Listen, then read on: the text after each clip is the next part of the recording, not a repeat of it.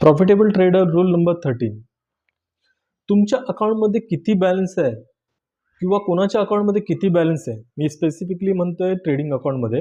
ठीक आहे, हे तुम्ही स्वतः सांगू शकता आणि इतरही कोणी सांगू शकतो, फक्त त्याच्या ट्रेडिंगच्या स्टाईलनुसार. जर तो इंट्राडे ट्रेडिंग करतोय तर त्याच्या अकाउंटमध्ये 2 लाखापेक्षा कमी कॅपिटल असणार.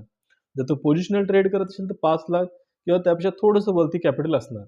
आणि जर तो इन्व्हेस्टमेंट करतोय तर याचा अर्थ समजून जावा की 5 लाखाच्या वरती त्याचं कॅपिटल आहे. हे आपण असं का करतो? कारण की आपल्याला जे इन्कम जे आहे जास्त पाहिजे असते आणि सिक्युरिटी कमी पाहिजे असते. तर ह्या कारणाचं आपण इंट्राडे ट्रेड करतो. पण जे जे प्रोफेशनल ट्रेडर असतात त्यांच्या ह्याच्या विरुद्ध असते. त्यांना जे आहे सिक्युरिटी जास्त पाहिजे असते, प्रॉफिट कमी आलं तरी चालेल. तर हा रूल तुम्हाला आवडला असेल तर नक्कीच समजून घ्या ह्या विषयाला. तुम्ही जेवढं इन्व्हेस्टमेंटकडे वळाल तेवढं तुमच्यासाठी चांगलं राहील. कारण भविष्यात तेच करायचं आहे. आवडलं असेल तर धन्यवाद.